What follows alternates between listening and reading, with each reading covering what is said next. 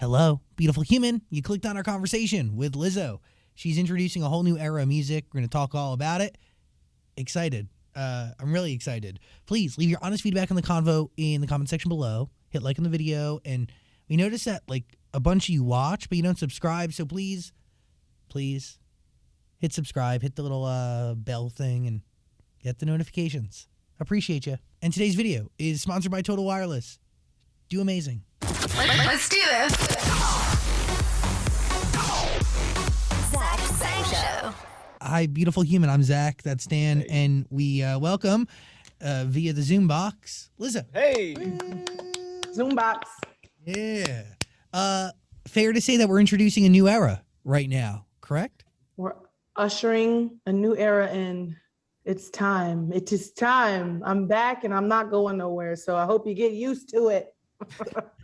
But this era is different, right, than any era previous because you're coming off of, in my opinion, we're talking to a cultural icon, somebody who has really been in touch with culture from very early on to the point where, like, you made songs years before they were even popular. Like, you understand timeless. So the world now knows that you understand timeless. So does that create pressure when going into the studio to make what is about to come next? Well, no, because, when it's in you, you don't have to force it. So it's like, why start forcing it now? The only thing I'll be nervous about is like, wait, is this album going to be good 2 years from now? That's the only thing I'm worried about. Were you worrying about that when you were making Truth Hurts and all those records that essentially existed in society but didn't really bubble and burst until years later? Like, was Timeless the focus then?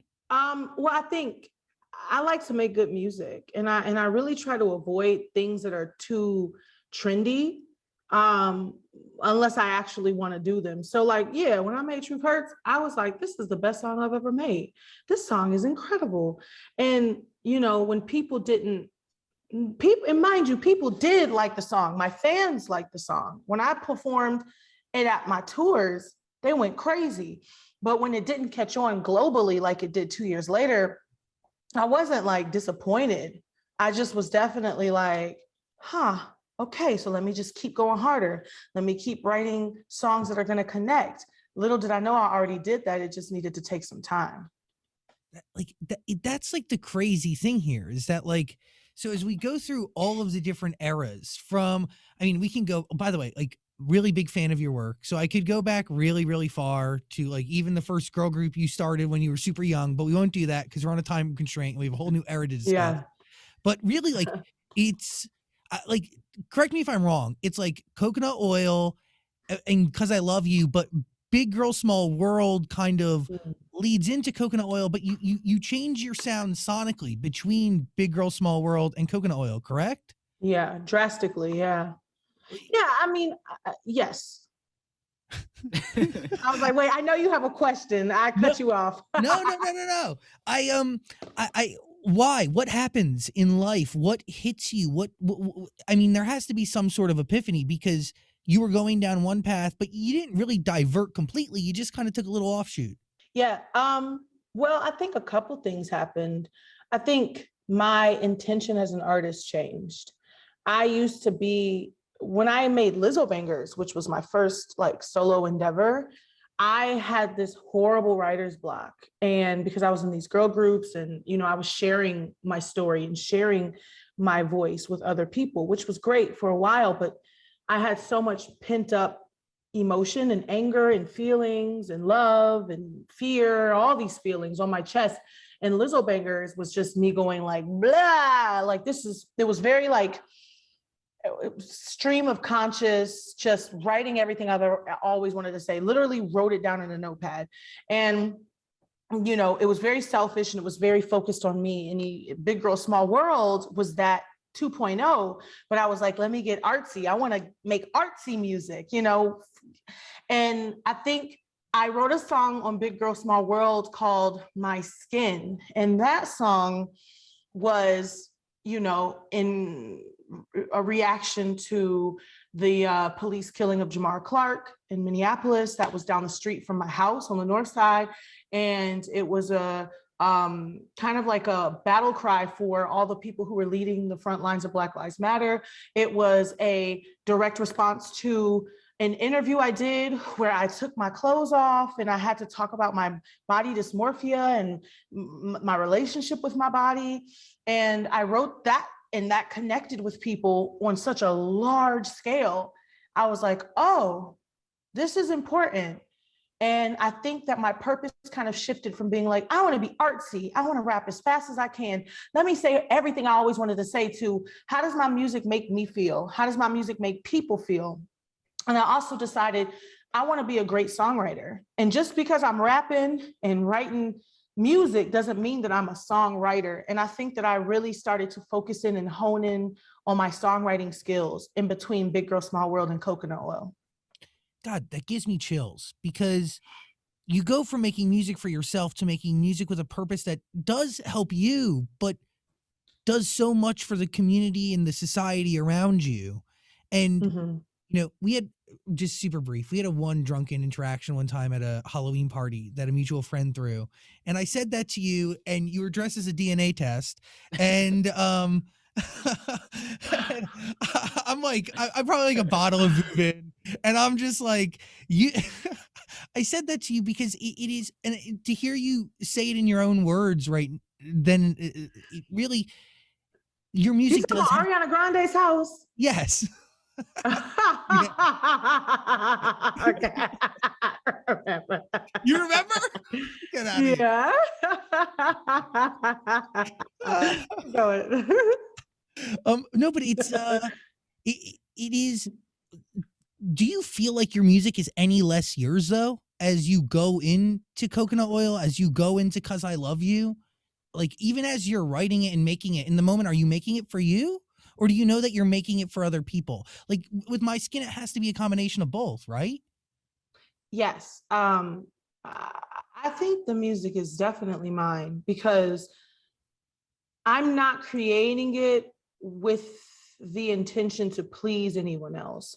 Like, I've realized, and I've created, you know, the narrative and the precedent that helping me helps others, you know, versus not helping you guys helps me. It's like, no, helping me helps the world. And I think everyone should think that way. I think, like, how much better of a friend and a partner and a sibling or a father or a parent or whatever you are when you're taking care of yourself first, when you're in a good mood, when you're happy, you know, it's that mentality, but into my music. So it's like, I needed to heal from this, so I know somebody else need to heal. You know what I'm saying? And it's not that I'm making it for others, but I'm just sharing it, you know?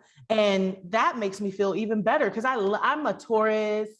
I love sharing. I love giving gifts. That's my love language. So it's like, if I can create this thing that is inherently helping me and I can share it as a gift and it helps others, then I'm truly happy. Yeah, that's like, yeah, you can't, it's hard to match that, right? That feeling.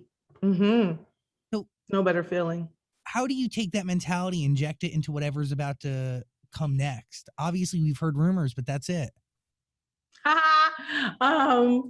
Well, I think that I have to go through life. I think if I was just doing promo and press all the time, I don't know if I would be able to write that kind of music anymore, because my life would be so it would be so controlled and so kind of like, I would be so protected that life wouldn't be able to come in, you know?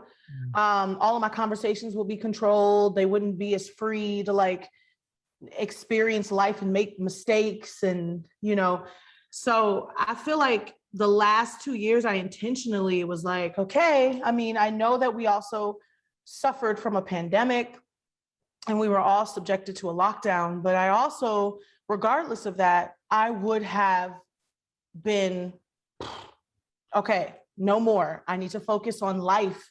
Life needs to happen so that I can write these songs to get me through it. Is that the trick? You blow up in this huge way, but keeping normalcy as a true creative who wants to, yes, stay in touch with their peers, but also like stay in touch with yourself. Like, Mhm. should the goal be to kind of not isolate, but stay grounded, stay normal at all costs, like no matter what those costs are? Yeah, I mean, but everyone's different. I think there's so many different kinds of artists out there, and I appreciate all of them. Me personally, I am not concerned with staying relevant to the social zeitgeist. I am concerned with my joy. I know that like the music that I make is true to me. It's timeless, it's classic. So no matter when it comes out, people are either going to feel it or not. So I think that gave me a little bit more cushion for taking my time. The fact that I wasn't worried, like, oh God, people are gonna forget about me. And if they do forget about me, they gonna remember when this new song drop. Do you know what I'm saying? Like, I have confidence in my artistry and in my ability to reflect the times and to mean something when I'm back. Hey, beautiful human, hitting pause on Lizzo real quick to talk about mental health. Mental health is the same as our physical health. It needs to be treated the same way. And a few months ago, I started going to therapy, and it changed my life for the better. If you are feeling depressed or struggling with uncertainty or having a hard time falling asleep, therapy could be the right move. BetterHelp offers experienced therapists who can listen and help you. BetterHelp will assess your needs and match you with your own licensed professional, and you can start talking to them in under 48 hours. It's not a crisis line. It's not a self-help thing. It's professional counseling done securely online. BetterHelp is committed to facilitating great therapeutic matches. So they also make changing your counselor free if you need. They are very much committed to making sure that you get the help that you deserve. Also, BetterHelp is more affordable than traditional offline counseling, and financial aid is available if you need it. This episode of The Zach Sang Show is sponsored by BetterHelp, online therapy. And our listeners get 10% off your first month of online therapy. BetterHelp.com/Zach Sang. That is better, HELP.com/Zach Sang. Get matched with a BetterHelp therapist and get started.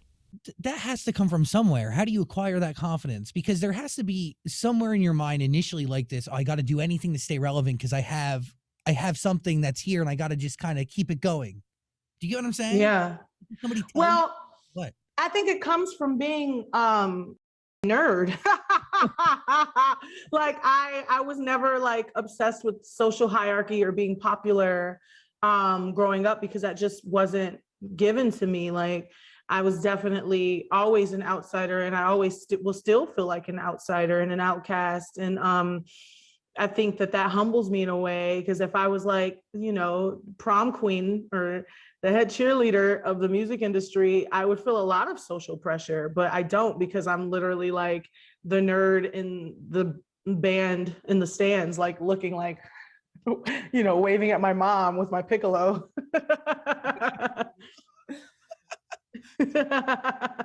So Lizzo, when you're writing rumors, are you writing it for like thinking, okay, what's it gonna, how are people gonna take this now? Are you thinking about now and a year from now and 2 years from now and 10 years from now? Or what is it?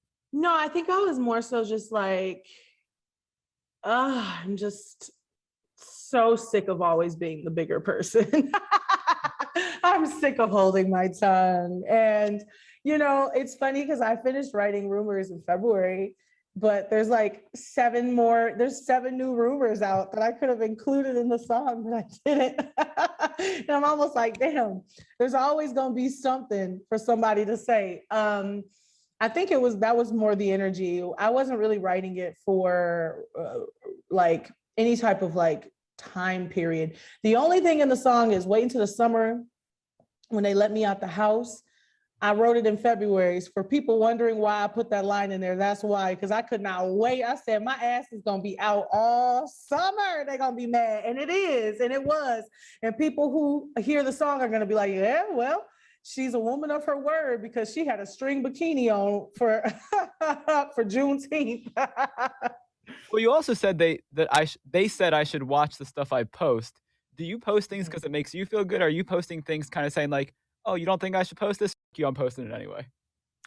Um, I post things because I post things because I look good in them and I'm confident about them, or I think they're funny. It is very self-satisfying. Like my social media is very selfish. Like my TikToks make me laugh. My Instagram posts, I'm like, I'm cute in this. Like it's all for me. But I think a lot of people, their opinion is I shouldn't be posting twerk videos. I shouldn't be running around with my booty cheeks out. I'm like, it's my yacht. It's my yacht. My booty cheeks can be wherever my booty cheeks want to be on my yacht. And if I want to post it on my page, it's going on my page. It's my space. So I think I have that energy sometimes too when I'm posting. I'm like, oh, they're gonna be mad, but I don't care because I'm cute. I'm cute as hell. And I just go boop. But shouldn't we adapt that more on a large scale in society? Make social media for you, do it for you. Like do it because like it makes you laugh, it makes you feel good. You feel like you look good here, so you share it. As opposed to I feel like people do social media for other people consistently. You know, it's Yeah, I very mean, yeah, I hear you. I mean, it used to be for us, like social media used to be like, if you think about MySpace or like Black Planet or Facebook, like people had like their own little pages and it was just like, this is my page. Welcome to my page. I'm going to decorate it how I want to decorate. I have my song and my top 8.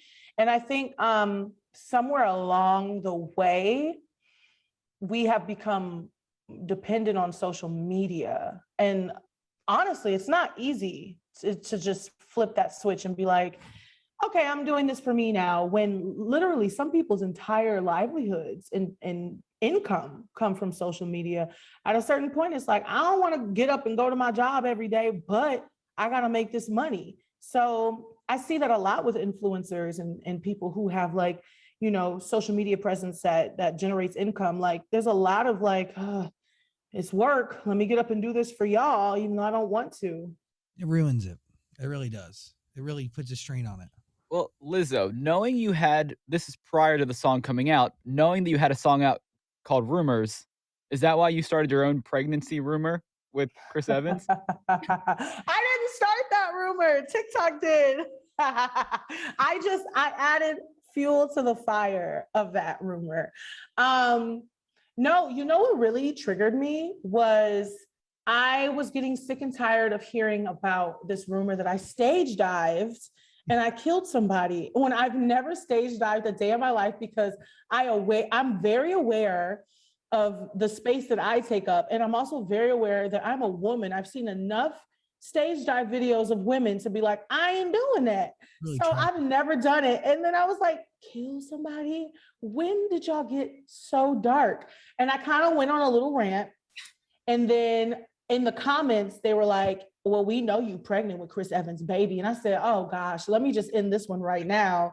But then instead of ending it, you know, everything I do is a little tongue in cheek. And, you know, I decided to show off my little belly. People still don't know if I'm joking or not. I am. You know, it's crazy. Do you ever think that it is crazy that music has brought you to a place where you have the ability to toy with society, yes, you're a part of culture, but like there's a back and forth that is rather instant with the masses that very few have like hold of, you know? Yeah. Does Yeah. that surprise you? Does that shock you? I'm grateful for it. I'm grateful that it's like I was saying, like we feel like we need social media, but I feel like social media need me. You know what I'm saying? Like I've taken the power back. Yes. You know, it's like my page is not exciting unless I am excited about my page, you know, and I own everything that, you know, happens or that is said, whether it's true or not. I take ownership of it because it's about me, and I can choose to throw it away or I can choose to turn it into gold. And I have spun all of these rumors and all of that backlash that I've received. I've just chosen to spin it into gold, and hopefully gold in the shape of a horn with a black bottom, and it rhymes with Lammy.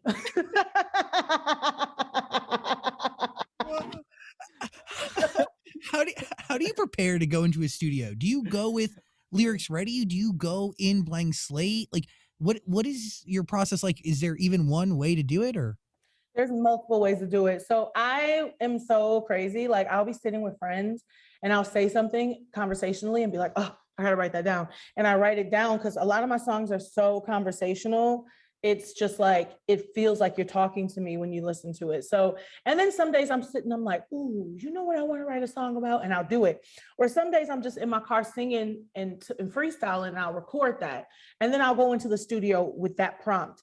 But I've been working on music for so long now that kind of halfway through the process, I was like, okay, I've written about everything. You know, I wrote a song about, you know, a turkey sandwich. Let me, you know, it's like, there's only so much you can give. So then now I just freestyle. And I think freestyling is such an incredible tool. It's a different part of your brain than when you're reciting a rap. That's like studied, like studies have shown that.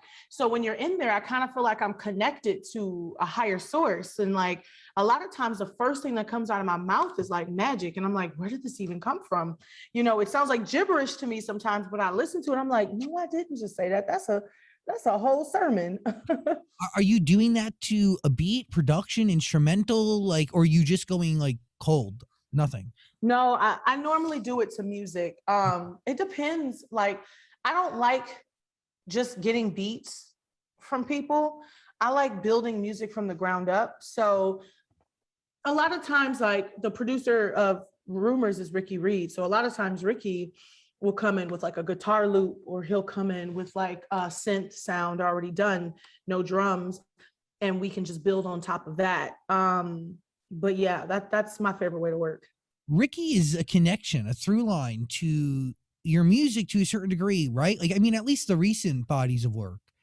What is Yes. what is it about the two of you? I mean, clearly you feel safe and you feel like you can share and you can have ideas and good ideas and tell him that his ideas suck, right? Like that's what you need.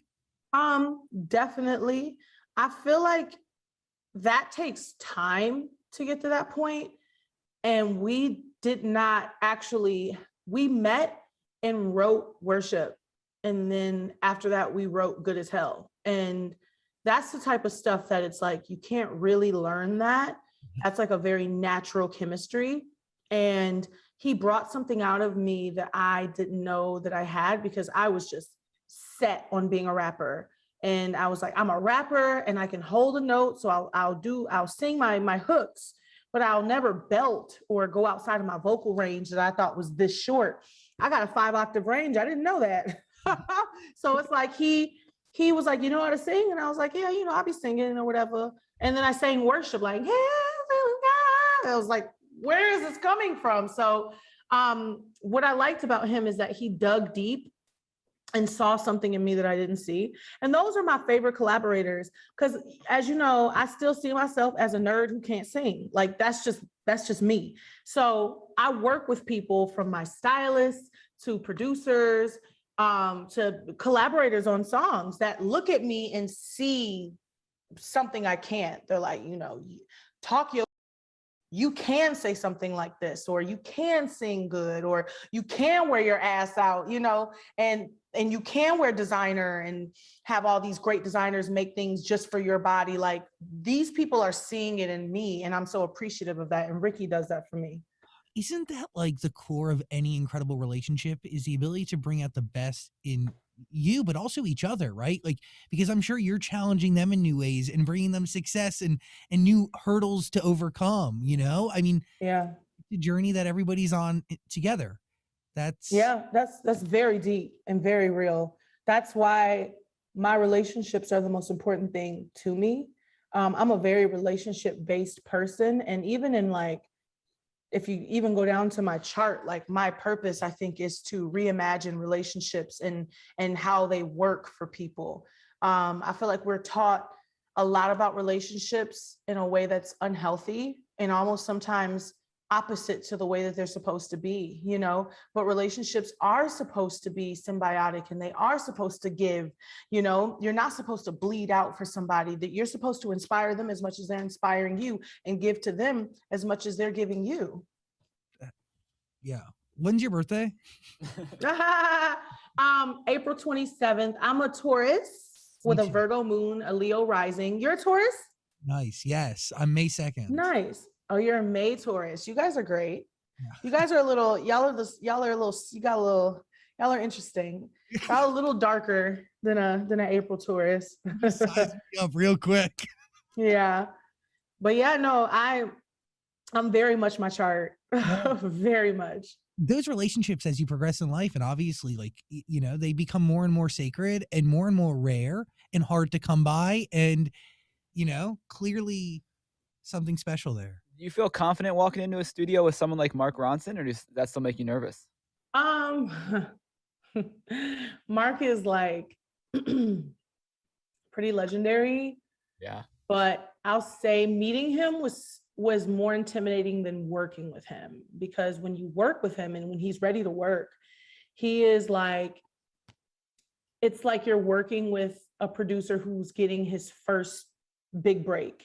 It's so weird. Like, he has that energy about him where he's just like, well, can we throw spaghetti at the wall? Can we try? You know, and then when he's got it, he's like, oh, like he's excited. He's not like, yeah, because I'm Mark Ronson. Hell yeah, sprinkle that. Like, he's not like that at all. And I think that is so, I have to remind him. I'm like, that's why you're a legend, boy. Like, I be hyping him up because I'm like, wow, you have no ego. You're so humble. And I think ego in a studio fills that thing up real quick, you know? And I think like some of the best or the best actual like creators and artists check their ego way outside the door, and they come in and they fill up the space with creativity. Is that something you learned from him? No, I mean, we just started working together. I'm grown, you know what I'm saying? But I do feel like what he did was remind me, like, you know, you could sing, you know, like you can go off. And he reminded me of who I am, and he took me back to a really special place. You need that as you enter into this new era, because I love you and everything that comes before it is pretty freaking legendary. So without saying it, I'm going to say it, but I'm also going to say it. There is pressure attached to this release to a certain degree. I mean, granted, it's not a sophomore album. You know, obviously we're on, I think this is number 4 that would be coming, correct? Technically, this is my 4th body of work. Lizzo Bangers, Big Girl, Coconut, Cause I Love You. This is my 5th body of work. Not counting the girl groups, yes, and not counting my rock band, and not counting my electro pop days. So I've been doing this a long time, baby.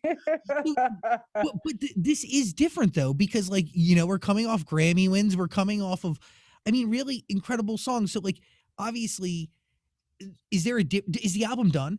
No, the album's not done. I have zillions of songs, but they're not, the story isn't complete. So I got some great music too. I'm like, dang, I want to put it out, but I got to make sure it's right. You know what I'm saying? Do you know what story you're looking to tell right now? It's hard to say because everything keeps changing. Like, I am changing. I've been through some major changes in the last year, and I am a completely different person this year in a lot of ways. So I just want to make sure I'm honoring her. I'm honoring that. Is there still a lot of flute on this album? Come on with the questions. No, there's no flute. I have some songs that have flute. I don't know if they're strong enough to make the album. So now at this point, I just feel like I'm gonna have to pay Sasha her fee. Sasha Flute has a crazy studio fee. It's insane. So we're gonna have to come out of the recording budget, and like I have to call Atlantic Records, because I'm gonna have to just put her on a song as a feature, because she won't come to the studio. I'm like, yo, just come. It's down the street. Just show up and just like lay some notes down. And she's like, I'm not gonna be on it unless it's a hit. You gotta give me a hit. I said, Sasha, you was on one song. You was on one song, and now you think you that David Letterman held you once. And now you think you could charge me 50K for a verse, no album out. So I think we're gonna have to just make it work. Pray for me, y'all, because she's a diva. How do you like, are you looking for every song to be a single? Like how do you know when it's done, essentially? I got some hits on my belt. I don't go in the studio trying to be like, all right, y'all, we got to do it, but I do go in the studio. And at the end of the day, I'm like, we got one. Like, I don't know why and I don't know how, but every time we go in, we just come out. I think it's just the process. I work with really talented people. I work with hit makers. And I think that, when we really trust our instinct, we make something that hits to us. You know what I'm saying? Like, that's the thing about music. Hits, you feel no pain. And you got to be in a studio going, oof. And I don't think we like to follow through with something unless it hits, I get that. And it's an emotional reaction that you're looking for out of yourself? Yes. Like, there's a moment with every song where it's like the puzzle piece just goes. Sometimes it's when I finish the bridge. Sometimes it's the last line of verse 2. Sometimes it's just hook harmonies or a line in the chorus, and it just feels like a puzzle gets locked in, and I'm like, ooh, like I look around like, ooh, y'all, it just hit me. For Rumors, when we said wait until the summer when they let me out the house, literally Ricky Reed threw his keyboard and I was like, oh God, what have we done?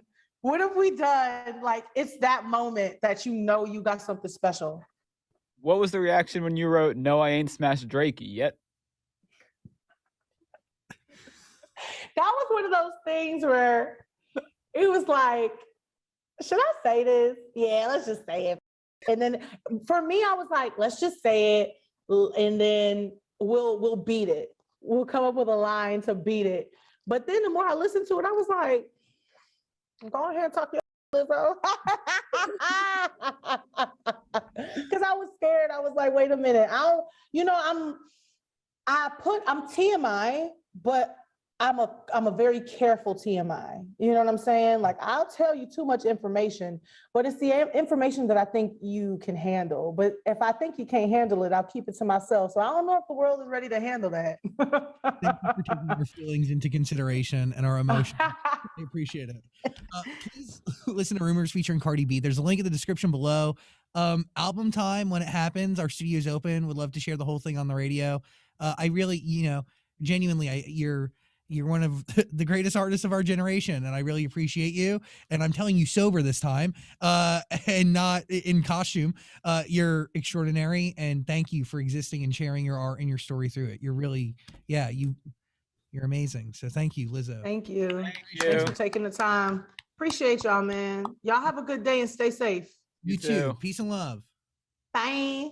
Hey, beautiful human. Thanks for watching our full interview, but I get it. Like, a full interview is a lot. So we got a clips channel. We don't expect you to watch the full thing anymore, so we just gave you the highlights. Please subscribe and notifications and all that stuff. Okay, cool. I love you.